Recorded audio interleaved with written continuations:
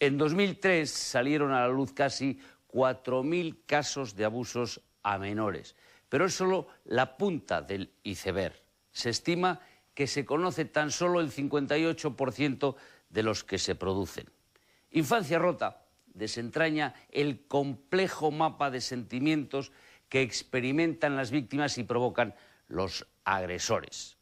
Los protagonistas de Infancia Rota hablan por primera vez de algo que silenciaron de pequeños, con el impulso de querer ayudar a otros. Nunca antes se había realizado en España un documental que relatara el duro camino que los abusados están recorriendo para superar la influencia que esta terrible experiencia ha tenido en sus vidas.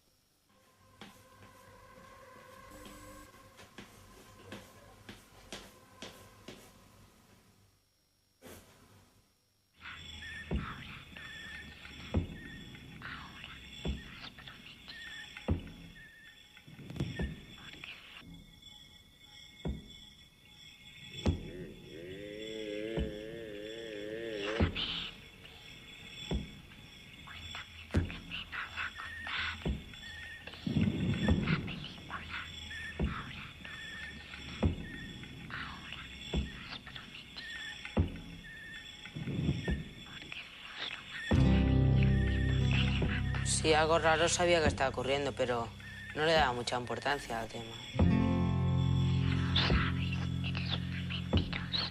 Cuando tenía unos 4 años, estuve una semana sin dormir y sin comer.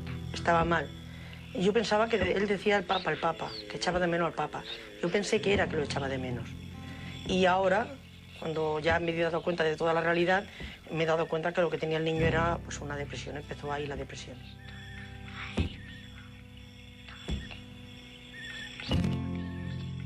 Cuando era más pequeño, e incluso ahora hace un par de meses, chillaba por la cama y no tenía ningún motivo. Chillaba cada noche. El niño en aquella época estaba agresivo, estaba violento, muy mal hablado, no aguantaba a nadie, no le gustaba a nadie, no quería a nadie. Yo no le iba notando, pero mi madre me ayudaba y me llevaba a psicólogos. Entonces ya me di cuenta que era algo un poco más grande de lo que parece. Y al cabo es muy grande, porque te acaba empreñando mucho. Es una cosa que parece que no te afecta, pero te afecta mucho.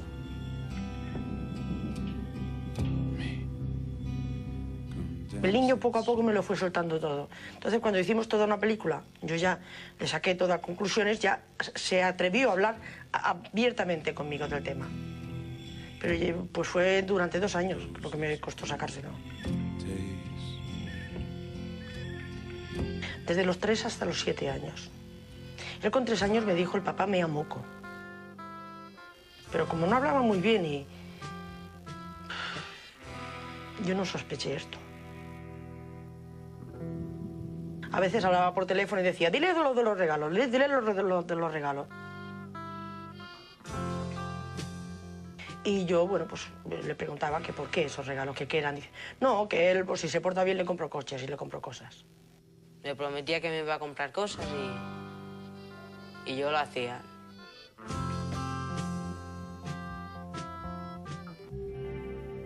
Y yo tenía 3 años y ya es como si fuera una cosa cotidiana. Como era muy pequeño, no es que me tuvieran que obligar mucho. Chupar un pene. Abusos sexuales. Yo recuerdo que la primera vez que el niño, pues, supongo que le salió semen, yo recuerdo que estaba aquí en casa y lo veo que sale corriendo medianoche para la ducha. Me extrañó. Y qué asco, estaba en la ducha, qué asco. Y yo digo, ¿te pasa algo? Pensé que tenía un sueño o algo así. Qué asco, dice, no, digo, vale, se queda así. Entonces a los pocos días me dijo, es que me pasó esto. Y me dio un asco, pensar que esto me lo he comido yo. Yo no lo iba notando, pero mi madre me ayudaba y me llevaba a psicólogos. Entonces ya me di cuenta que era algo un poco más grande de lo que parece. Los padres explican que esta niña, que pescaron la conversación, digamos, de esta niña que hablaba con la hermana y que le explicaba que su tío le tocaba, que le hacía besos, que le ponía los dedos en los genitales, y entonces fue cuando un poco exploraron más de la situación. Me explicaba pues besos con detalles, con la boca, y me explicaba pues también algunos detalles de los tocamientos que lo hacía pues con la mano y a veces con el sexo. Se aprecia un nivel de ansiedad muy elevado, sentimientos de culpa, tanto por el hecho en sí, por la situación de la actividad abusiva, como también por no haberlo dicho.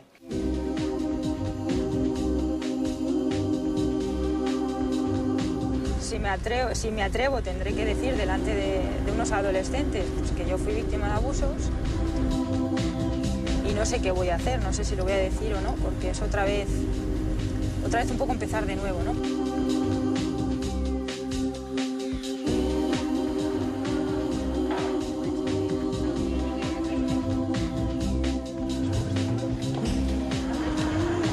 ¿Qué otras conductas consideráis que son abusos sexuales?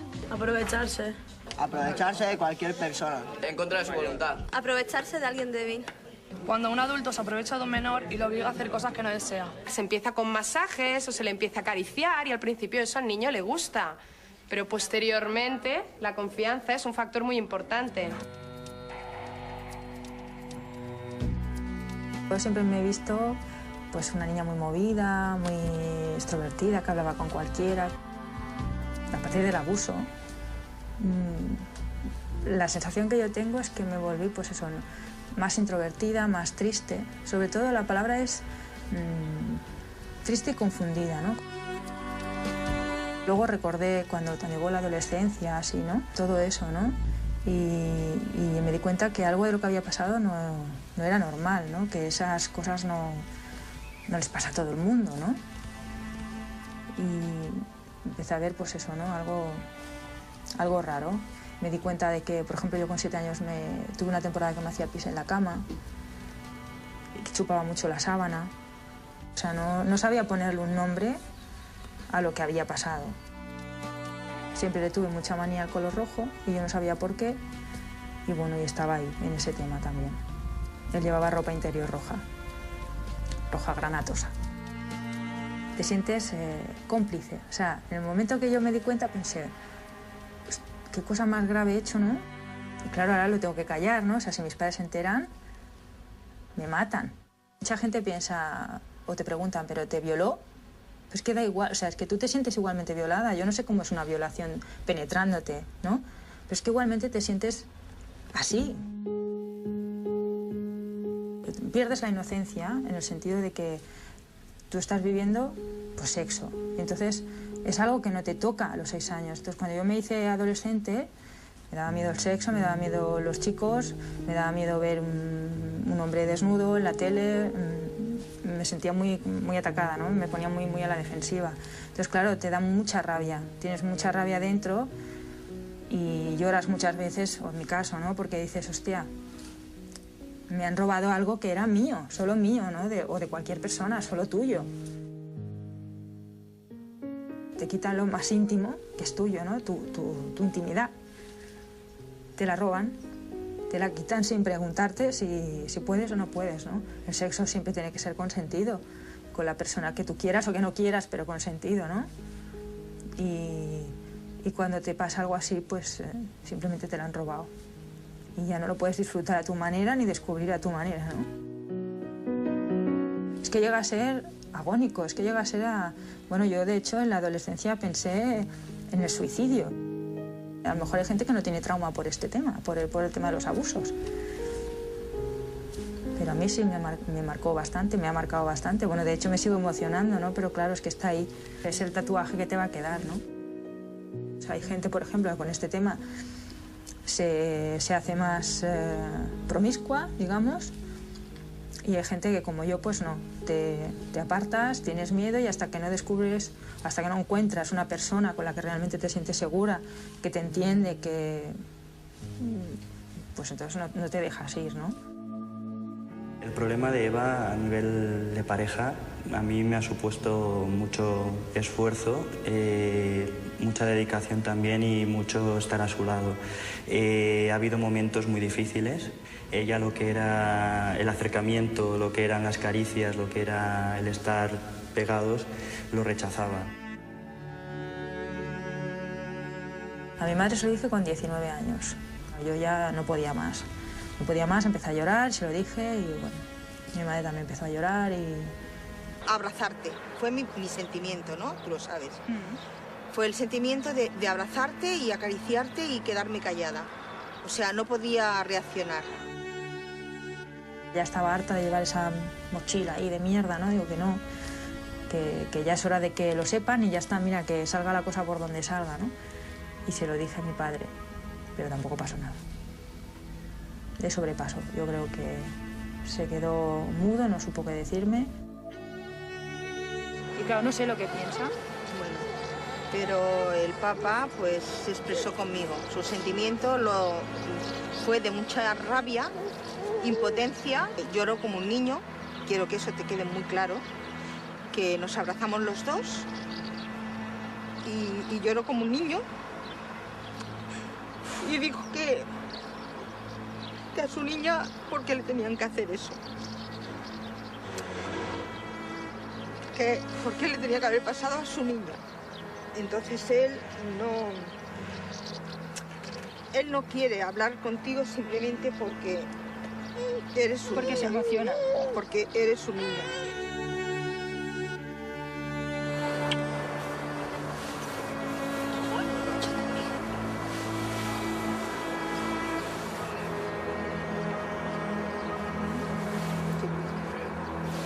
Espero que salga. Claro, ella pues también se culpa, ¿no? De por qué no se dio cuenta. Ahí empieza también el rollo de la madre, ¿no? Como que yo no me he dado cuenta de que a mi hijo le pasó esto, ¿no? El nacimiento de Unai a mí me ha servido para, más que nada, entender más a mis padres. O llegar a entender por qué no pudieron hacer nada. Papá, llámalo. Me ha ayudado un poco a perdonarles pues esa culpa, o al menos a quitarles esa culpa que yo les ponía, ¿no? Es el punto que me queda, ¿no? Por superar, de confiar mi hijo a los demás, que para mí es mi tesoro, ¿no? Esto. Somos muy felices. Bueno, yo es que me emociono y todo, ¿no? Ahora con un crío más aún, ¿no? Pero bueno, cuando estábamos solos también, ¿no? Y el hecho de que yo la vea recuperada y que la vea tan bien, pues bueno, me llena de alegría. Desde que empezó Enfada es otra persona, ha vuelto a renacer, es como la ave fénix que renace de sus cenizas. Ahora estoy haciendo el camino que hice la primera vez, ¿no?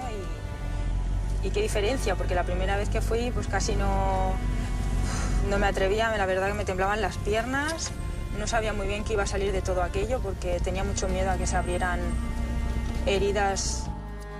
Pues la gente que todavía no se ha atrevido a romper el silencio, yo creo que se va a animar. Y ahora probará porque ahora sabe que lo que pasa es bueno, no pasa nada malo. ¿Qué hubiera pasado si no me hubiera pasado? ¿Cómo hubiera sido mi vida? Siempre buscas cuando tendrás una normalidad, ¿no? Y nunca llega, ¿no? Esa normalidad. La charla del instituto de mañana, pues, no sé, la quiero hacer porque es una prueba muy importante para mí, ¿no? Es el enseñarme a mí misma que estoy curada y que soy capaz de hablar delante de un público más o menos grande. Nosotros trabajamos en una asociación que se llama FADA. FADA intenta trabajar tanto con niños y familias que en estos momentos existe la sospecha o la certeza de que está padeciendo o ha padecido un abuso sexual, como con personas adultas que durante su infancia padecieron abuso sexual infantil, pero que no lo revelaron. Seguro que también a todos vosotros, vuestros padres os han dicho, no cojáis caramelos de un desconocido. A todos, ¿vale? Pero nunca nos han dicho, no cojáis caramelos de un conocido. Porque siempre pensamos que el peligro viene de fuera. Os hemos de decir que la mayoría de abusos sexuales infantiles que se producen son intrafamiliares, es decir, padres, hermanos, abuelos, tíos y entorno cercano. Yo he sido víctima de abusos sexuales en la infancia, ¿vale? A mí me pasó cuando tenía 6 años con un amigo del entorno, era un amigo de mis padres, con el que yo tenía mucha confianza. Y bueno, como decía Pilar, ¿no? Pues me regalaba muchas cosas, me llevaba al cine, era muy buen amigo de mis padres y se aprovechó de eso y abusó de mí cuando tenía 6 años, ¿vale? Entonces, como veis, yo soy una persona normal, he hecho una carrera, he hecho mi vida, estoy casada, tengo un hijo. Pero he pasado una infancia muy dura por este tema y nadie se enteró hasta que yo no lo dije cuando tenía 19 años. Se pasa realmente mal, pero que también se puede curar, se puede salir, hay que hablarlo mucho, hay que romper el tabú este que hay de no hablarlo, ¿no? Y de hecho la primera pregunta que hacen es ¿y por qué no lo has dicho antes? Pues porque tenía miedo, ¿no? De que no me creyera y sobre todo tienes mucho miedo de que no te crean. ¿Y tú cómo es que tenías valor a después ir y estar con él, o sea, siguiendo... Después de haberte hecho Pues porque eso? yo era una niña, o sea, yo iba donde mis padres iban. Como yo no había dicho nada, mis padres no sabían nada. Pero ya no era lo mismo, ¿no? Ya él ya no te llevaba ni al cine, ni... No, porque yo siempre intentaba esquivarlo. El proceso de curación no es un proceso fácil, sino que es una decisión difícil de tomar, de decir, voy a salir de esto, voy a cambiar, porque lo más cómodo en la vida, o sea, lo mejor o lo más cómodo es decir, bueno, pues sigo como estoy, no me preocupo, no hago nada y sigo en la línea que estaba, ¿no? Y lo duro es tomar la decisión de decir, voy a cambiar, quiero ser otra persona, quiero otra vida.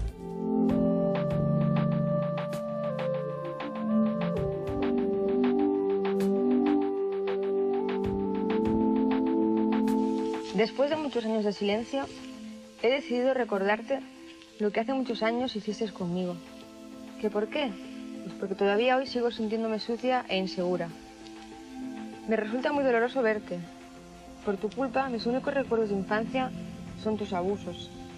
Es como si alguien me hubiera robado mi infancia. Es más, tú me la robaste. Siempre me he preguntado por qué yo, por qué me elegiste a mí. Dicen los libros que el agresor, en este caso tú, elige a sus víctimas por ser personas débiles. Y si yo no lo era, tú me hiciste débil. ¿Qué importa si ocurrió hace 500 años?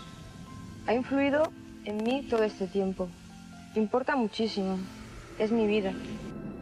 Y aquella niña no era normal por eso, porque era una niña muy seria, muy triste. Pero entonces no se sabía el porqué. Ni sé cuándo empezaron ni sé cuándo acabaron. Tengo alguna referencia y calculo que los 13 años, antes de los 13 años. Pero no puedo recordar ni si duró un mes ni si duró un año. Pues me vienen un montón de imágenes con todo aquello, con la parte juegos y la parte violenta, que también hubo algo de violencia. Pero las recuerdo, bueno, mucho, las tengo ahí, son flashes que vienen y que siguen ahí. Yo participaba y nunca dije que no, pero claro, yo que sabía qué estaba haciendo y qué me hacían hacer. Entonces eran juegos y como juegos lo vivía. En ocasiones había violencia, porque quizá yo no accedía al juego. Y bueno, entonces pues sí, recuerdas que gritas, recuerdas que intentas salir de ese momento, pero bueno, te tapan la boca de la manera que sea y todo queda ahí en eso. No decía nada. Imagino que mi abusador igual también lo sabía, que no diría nada y por eso tampoco le hizo falta ni amenazarme, porque sabía que estaba todo controlado. Decidí escribir una carta porque me enteré que empezaba a trabajar con niños y aquello me asustó. Y bueno, pues pensé que tenía que prevenir. Yo no iba a conseguir nada porque lo mío estaba hecho, pero por lo menos que él supiera o recordarle.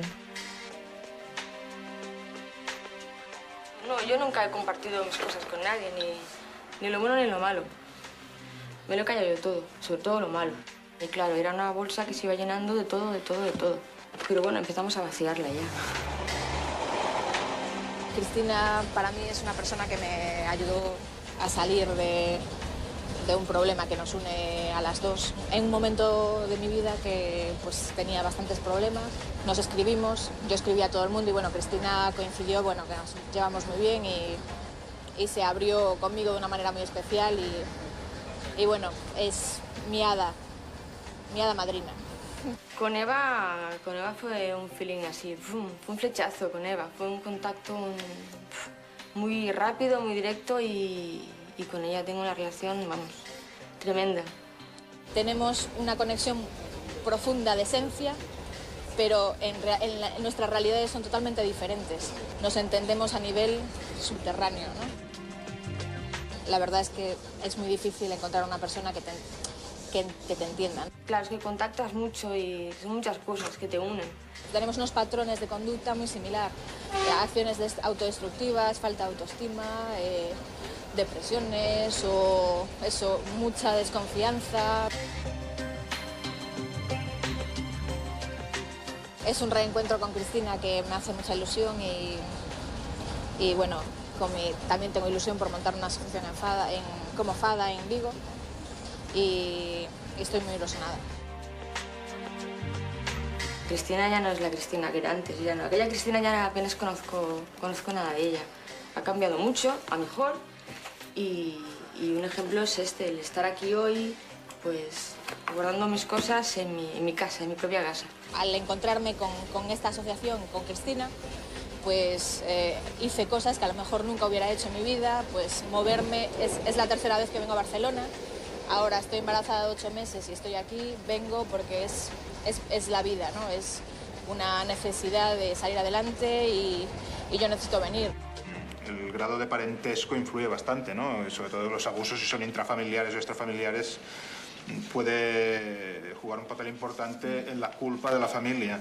La no reacción de la gente me ha hecho mucho daño. Imagino que en el próximo ya estará más superado. Impotencia. Más que rabia es impotencia, decir, ¿qué más tengo que hacer, ¿no? Para que reacciones, para que estés a mi lado y me reconozcas esto, ¿no? He estado 3 días, pues fatal, porque personalmente te hundes, porque es mucho el esfuerzo que hacemos para realizar esto y parece que no tengas recompensa con los de tu alrededor. Es que te da la sensación de que lo que tienes es una enfermedad y que si lo hablas se va a contagiar. O sea, claro, cuando pasa fuera, pues la familia todavía lo puede enfrentar un poco, pero cuando pasa dentro es unos contra otros y la familia tiende a protegerse. En mi familia, que somos muchos, solo tengo un apoyo, que es mi hermana mayor, ¿no? Que es la única que reaccionó, creo, como se debe reaccionar, preocupándote, intentándome ayudar y acompañarme en mi lucha. No lo podré olvidar jamás porque no pensé que podía pasar eso en mi familia. Y me culpaba de por qué yo no había visto nada. Yo sí que veía que era una niña triste, que iba creciendo triste, que no era, yo no veía una niña alegre. Ella cuando se entera, pues como se enteran todos, de la manera que se enteran, pues es la única que reacciona, creo que normal. Siempre tienes aquello, ¿por qué pasó? ¿Por qué pudo pasar en tu casa y que nadie se diera cuenta y yo tampoco? Yo me he hecho más culpable que a lo mejor mi madre, porque yo estaba mucho por ella. Para mí, pues bueno, hemos acortado la familia ahora somos ella y yo.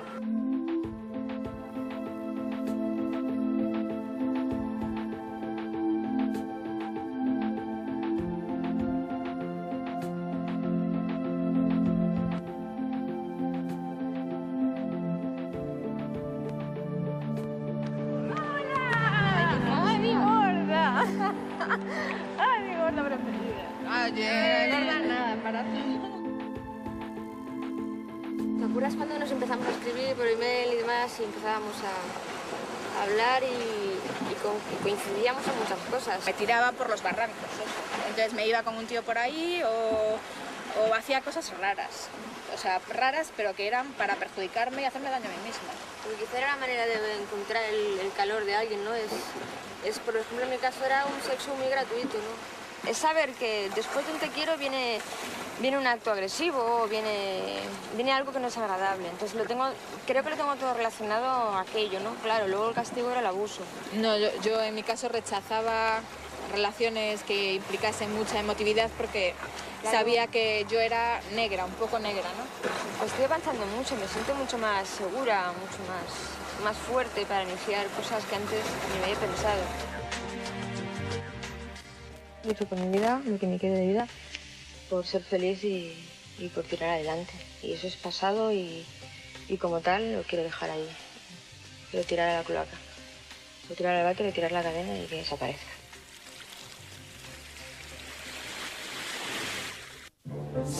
Es muy importante. Las personas, cuando les suceden este tipo de cosas, se lo callan, se lo ocultan como un gran secreto, como un gran misterio, como una lacra muy grande que tienen ellos en su interior.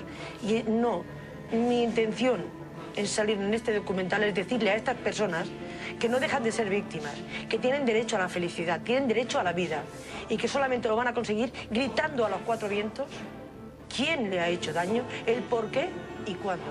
Que no se sientan ni sucios, ni guarros, ni malos. Solamente son inocentes de ser buenas personas.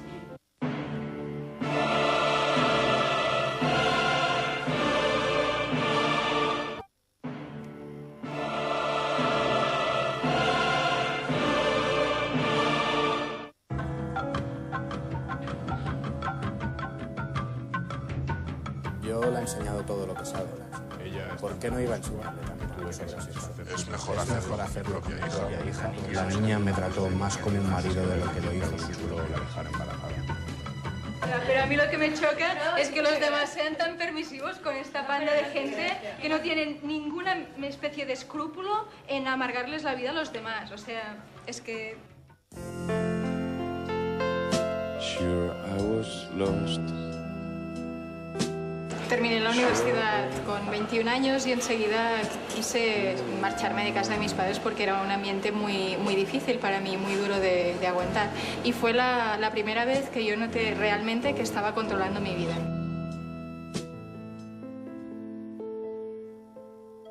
Me acuerdo cuando era pequeña que yo tenía como dos vidas, ¿no? Tenía una vida que era insoportable y tenía otra vida que más o menos podía ir haciendo, que sobre todo estaba basada en la lectura y en la evasión mental, ¿no? Y me acuerdo de estar sufriendo los abusos en un momento determinado y estar con el tío por ahí haciendo cosas y yo estar totalmente en otro mundo. Yo empecé a aprender a leer justamente cuando empezaron los abusos. Y entonces, como no era posible para mí poder aguantar toda la realidad que estaba viviendo, porque era totalmente inasumible, pues me refugiaba mucho en los libros. Y además, para mí también actuaba como una especie de barrera de separación con mi familia.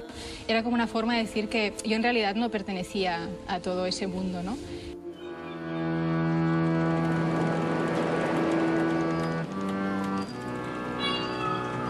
El marido de mi madre tenía un hermano, su hermano menor, que estaba viviendo en aquella casa, ¿no? Mi madre y su marido se iban a tomar algo al mediodía y yo me quedaba allí en aquel piso, ¿no? Porque les apetecía salir solos o lo que fuera, ¿no? Y entonces el hermano representaba que tenía que jugar conmigo, pero jugaba conmigo, jugaba él. Entonces me llevaba a su habitación, generalmente incluso dejaba la puerta abierta y desde la cocina estaba su madre, la abuela, ¿no? Que lo estaba viendo todo. Entonces yo flipaba, porque yo tenía unos 6 años cuando empezó todo el rollo y yo veía a un tío que iba allí, que me desnudaba, que empezaba a tocarme por todas partes, que me lamía por todas partes. El recuerdo de la saliva es especialmente asqueroso para mí. Y la tía que ahí en la cocina limpiando la ensalada y sin hacer nada, y yo pensaba, no puede ser, porque además la cocina y la habitación estaban separadas por un pasillo así de estrecho, las dos puertas abiertas, lo estaba viendo absolutamente todo y no movió un dedo en todas las veces que ocurrió para evitarlo. Una niña sin pantalones, tirada en una cama y un tío por ahí guarreando, es que lo estaba viendo perfectamente lo que pasaba, no había ningún equívoco posible. Luego, para mí, por lo menos, hubo una segunda parte, que fue cuando yo fui más mayor, tenía unos 14 años, su marido empezó a acosarme. No llegó a ser unos abusos tan bestias como los que hubo con su hermano, pero empezó tocándome los pechos, ¿no? Y al principio mi reacción fue la normal de sentirme muy paralizada, pero yo pensaba, no puede ser, esto no me está pasando. O sea, ya pasé una vez por esto, conseguí que dejara de pasarme, no puede ser que me vuelva a pasar. Yo pensaba, no es justo, no me puede estar pasando otra vez. Yo es que no me lo creía. Creo que a lo mejor mi madre se cree que como solamente me tocó las tetas, pues que tampoco es para tanto, ¿no? Que eso no es nada, ¿no? Pues sí que es, ¿no? Y lo mal que te sientes con 14 años, que además yo casi no tenía tetas porque era muy plana, pues que vaya un tío ahí y se crea con todo el derecho de magrearte. Pues no hay derecho y no tienen por qué hacerlo y no lo tienen que hacer. Y un tío que haga eso se merece estar en la cárcel o se merece estar en un psiquiátrico hasta que le hagan comprender que no es una actitud para ir por la vida. Con el tema de la penetración parece que solamente se puede penetrar con el pene, pero no se dan cuenta de que para una niña de 6 años o para una niña de 10 años o para una niña de la edad que sea, una mano de un hombre es muy grande, pero muy grande, y el cuerpo de una niña de 6 años es muy pequeño. Y entonces, a lo mejor hubo una penetración con un dedo o con 2, o no lo sé, pero llegué a sangrar o sea, no hubo una penetración con el pene, pero yo me siento violada y es que a mí me violaron, o sea, así de claro, ¿no?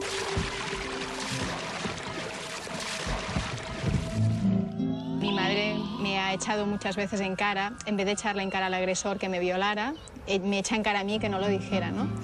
Pero a ver, yo tenía, cuando empezó, 6 años y cuando terminó tenía 9. Había una mujer que estaba viendo lo que pasaba y no parecía ni que se inmutara. Y además tienes una sensación de que esto es algo malo, lo sabes seguro que es malo, ¿no? El mensaje constante que recibes o que recibí yo cuando era pequeña era te callas y te aguantas, ¿no? Y entonces efectivamente me callé y me aguanté. Y de hecho, yo cuando he hablado, quien ha recibido he sido yo, no han sido los agresores. Quien ha sido apartada de la familia he sido yo, no han sido los agresores. Los agresores siguen comiendo en la comida de Navidad con la familia. Yo hasta hace 2 años tenía pesadillas cada noche. Y lo que me angustiaba más era pensar que no se iba a acabar nunca, que siempre iba a tener pesadillas. Y entonces él lo que me decía es, estás muy cansada, llevas toda la vida con el mismo tema, pero si haces un esfuerzo saldrás, ¿no? Y yo no me lo terminaba de creer. Yo pensaba, lo dice para animarme porque me quiere mucho, pero es que no puede ser, ¿no?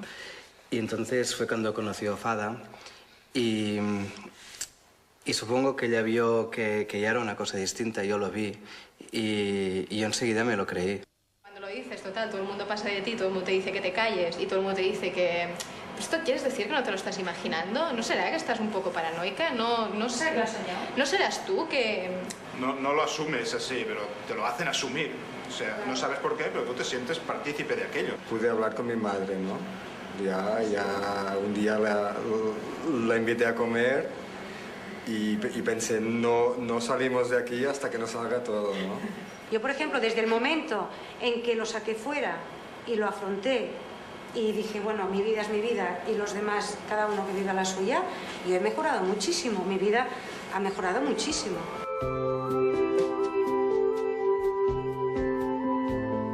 Yo tenía este papel difícil de estar suficientemente cerca, pero suficientemente lejos, dejar que ella hiciera y tomara sus decisiones, pero darle todo el apoyo. Lo más duro seguramente era llegar a casa y encontrártela pues llorando y desesperada y sobre todo la impotencia. No podía ni tocarla porque no lo aceptaba, ella no podía,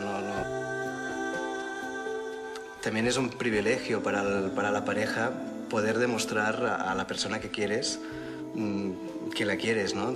Es decir, poder luchar por ella. Miras tu vida y dices, hostia, pues ahora estoy bien más tiempo del que estoy mal, ¿no? Y creo que esto ha llegado, ¿no? Finalmente, que yo tengo algunos momentos que hombre, pues que me siento mal, ¿no? Porque... Como todo el mundo. Bueno, como todo el mundo, claro, ¿no? Pero mi vida no es una mierda, ¿no? Mi vida me satisface mucho y estoy contenta y estoy bien y estoy con Joan, con los niños, me gusta el trabajo y muy bien. Y algunos días, Bruna, que pues venía y me decía, mamá, ¿qué plores? Y me tocaba así, ¿no? Y me abrazaba y yo pensaba, joder, vale mucho la pena, ¿no? Tengo que estar bien también porque ellos necesitan una madre que esté bien, ¿no? Y es siempre educarlos para que vean que tienen derechos y que se les tiene que respetar y que porque sean niños no dejan de ser personas.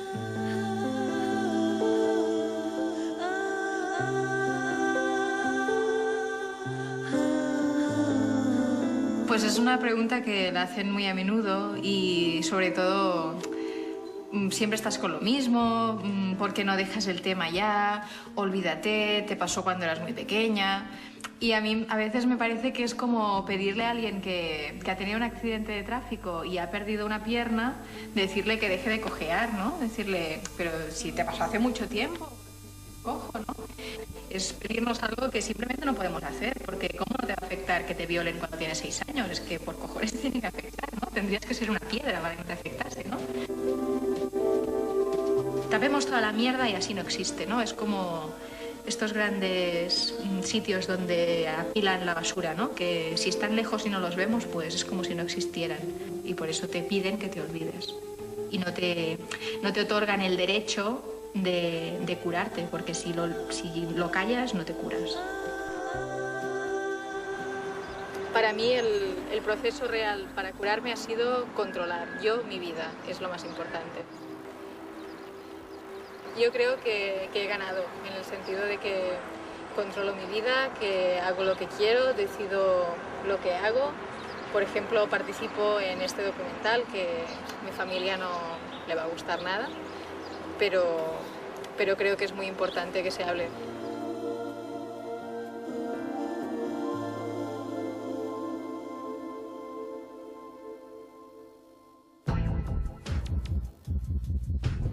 Bueno, cuando allí en San Juan de Dios, cuando llevemos al niño, la experiencia fue muy positiva, muy buena. El niño casi ni se dio cuenta de que lo estaban entrevistando, de que le estaban sacando la verdad. Y poco a poco te vas desahogando y te vas encontrando mejor. Te da vergüenza. Ya está. Muy bien. Contra más lo explicas, mejor. Cuéntame una historia en la que aparezca este árbol. Al principio te sentías un poco guarro de haber hecho esas cosas, pero lo vas sacando, lo vas diciendo. Te ayuda. Nunca va mal, todo el mundo tendría que ir a un psicólogo. Porque todo el mundo tiene sus problemas, que sean cotidianos. Ahora me vas a explicar una historia en la que aparezca esta casa. Con los datos que tenemos, lo ponemos como una situación de muy probable, es decir, que para nosotros ha ocurrido, pero no tenemos pruebas objetivas. Y por tanto, hago los partes a la Fiscalía, al juez y a la Dirección General, ¿no? No hay denuncia previa, con lo No, cual... la hacemos nosotros. Hola, buenos días. Al FADA llegué pues a través de los del DEGAM, del Tribunal de Menores. Fueron ellos quienes finalmente me consiguieron un instituto de ayuda a niños con abusos sexuales. FADA nos pusieron en contacto con atención a la víctima, pidieron un biombo para que no se viera con el agresor, nos pusieron en una sala aparte que no nos encontrábamos con él para nada. La atención fue máxima, El niño declaró el último, fue declarar al niño y marcharnos, no lo vio a él para nada, el agresor. El niño, cuando fue al juicio, una vez que se celebró el juicio, es la única vez en mi vida que yo he visto feliz al niño, pero feliz de verdad, hasta que salió la sentencia, en la que lo sacaron al suelto, porque el trauma bien podía ser por causas que yo había tenido pues, en mi vida. El no haber ganado el juicio quiere decir que este señor o otros iguales pueden hacer lo que quieran, que no les pasa nada. Pueden destrozar la vida que quieran, para su satisfacción privada. Yo al juez lo que le diría es que a él lo pongan en la situación que tenía mi hijo y que luego le digan eso es mentira y tú tienes un trauma porque se te explotó un globo cuando eras niño. Escuché a la persona que estaba abusando de mí diciendo, es que a estos habría que matarlos a todos. Y yo pensé, ole, sí, que los maten a todos, ¿no?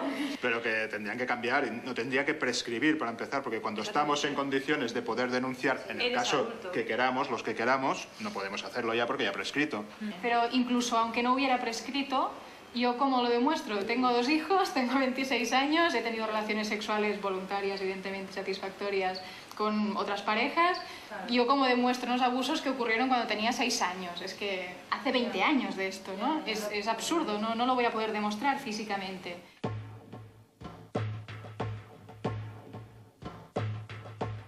¿Por qué no soy tan sociable? Por depresiones que coges, traumas. Las depresiones, traumas te hacen eso.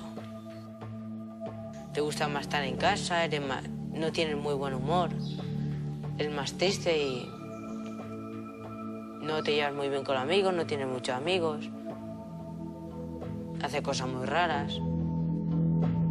Está muy decepcionada con lo que es el amor, porque él lo quiso mucho.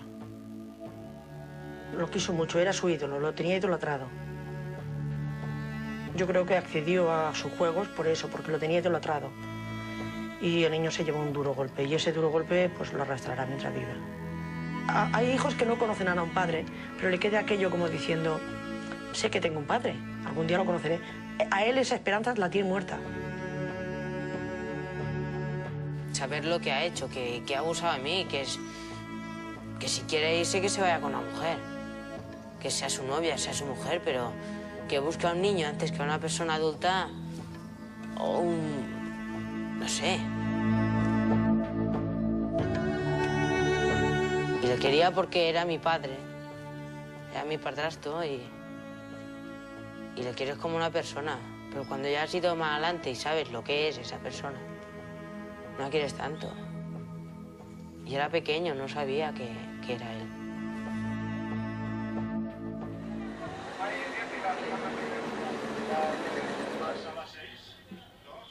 Lo que da rabia es que en las películas la gente que ha sufrido abusos son drogadictos, son prostitutas, son asesinos, son personas súper marginales, ¿no?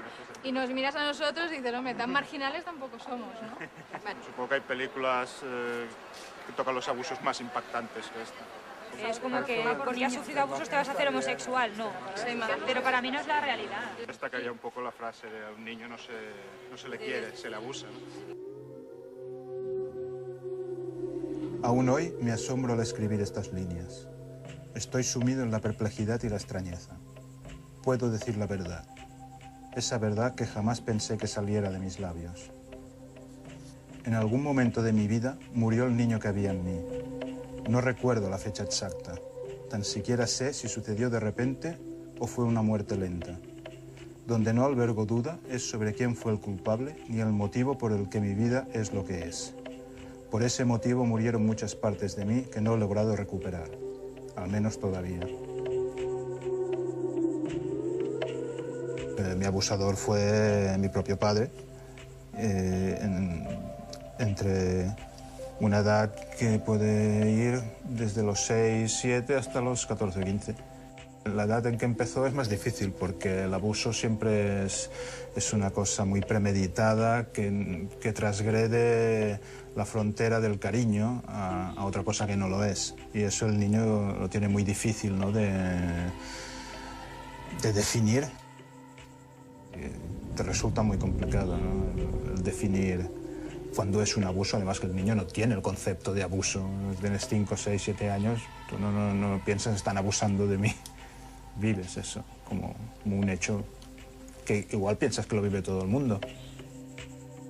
Además te hace cómplice y es algo que el agresor ya planea desde mucho tiempo atrás y que va jugando con su rol de poder, ¿no? Como padre, juega con la confianza, en mi caso, pues con la confianza y con el cariño y con todo esto.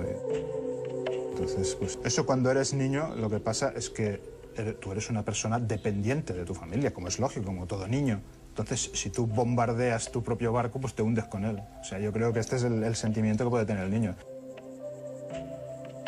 Me parece recordar que tenía los pantalones bajados o algo así, estaba sentado como en un sofá, no, en una butaca del recibidor de casa.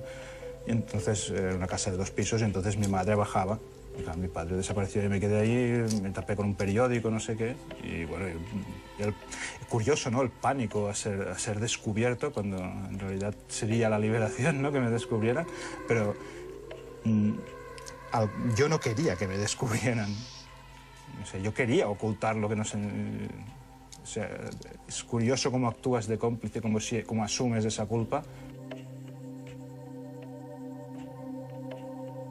Añoro los brazos de la noche acogiéndome en su seno para rescatarme de la realidad.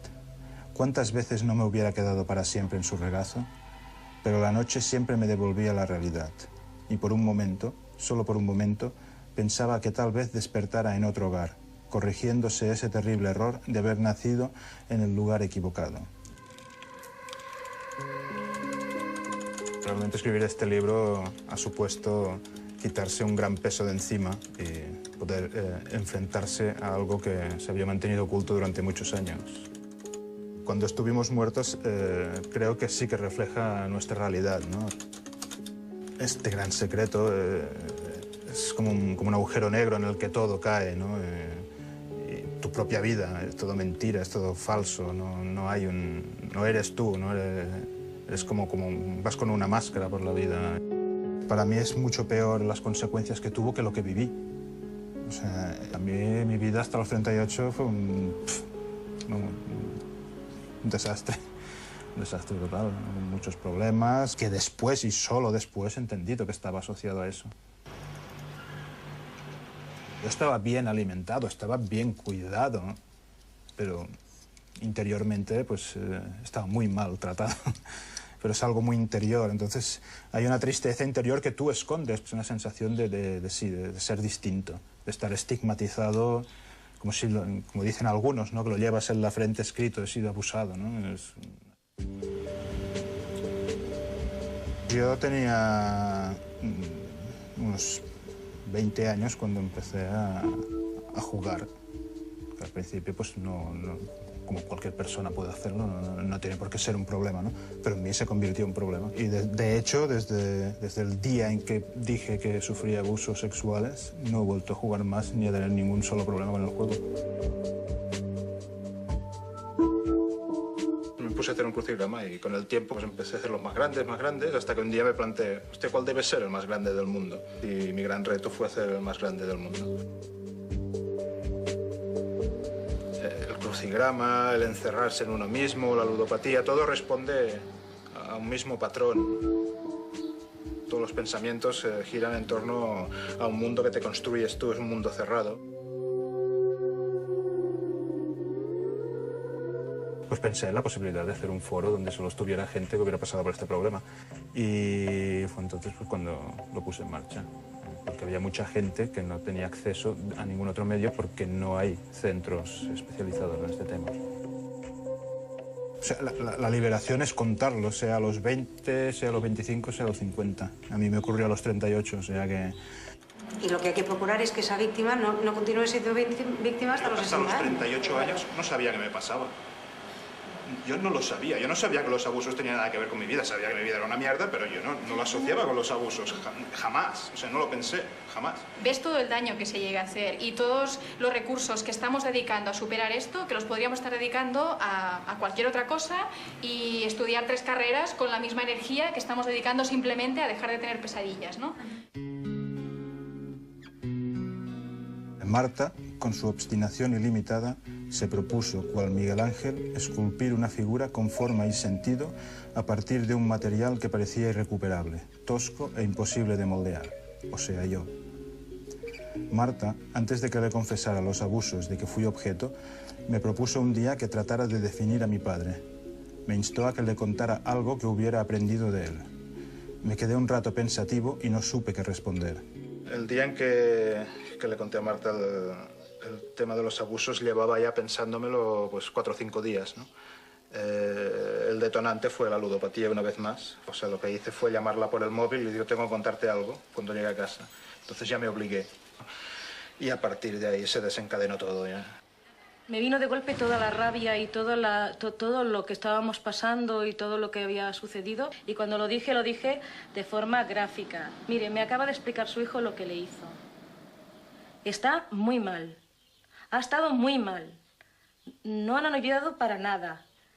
Pero pase lo que pase, le juro que Dios lo va a castigar.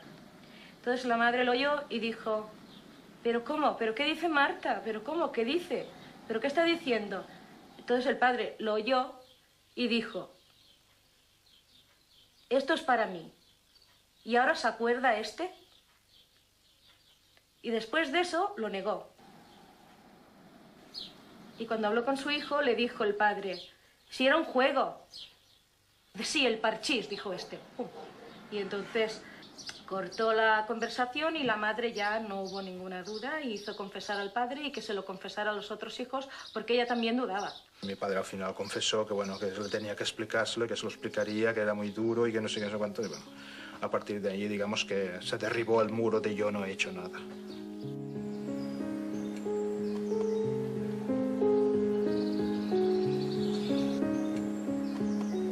No tengo ningún interés especial en la vida, perdón, porque no lo necesito y tampoco entiendo qué significa perdonar.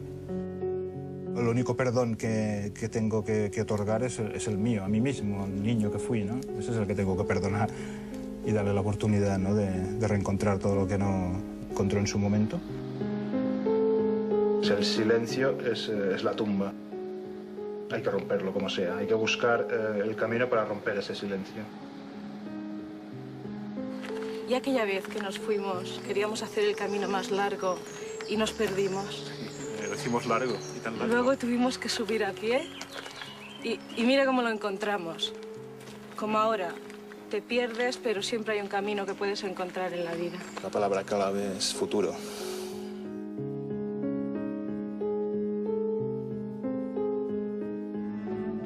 Es muy importante. Las personas, cuando les suceden este tipo de cosas, se lo callan, se lo ocultan como un gran secreto, como un gran misterio, como una lacra muy grande que tienen ellos en su interior.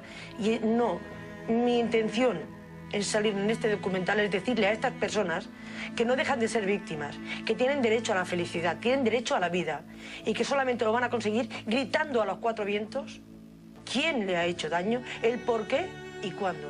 Que no se sientan ni sucios, ni guarros, ni malos. Solamente son inocentes de ser buenas personas. Él saldrá de esto. Está, digamos que desde el primer momento en que habló y explicó lo que le pasaba, cada día va subiendo un escalón más para salir. Va en dirección hacia la casilla de salida. Saldrá. Este ha sido, en definitiva, un viaje al pasado. Un viaje para construir un trampolín que nos lance hacia el futuro que nos quisieron robar. Un viaje para disipar las brumas de un tiempo que cubrió por entero nuestra existencia.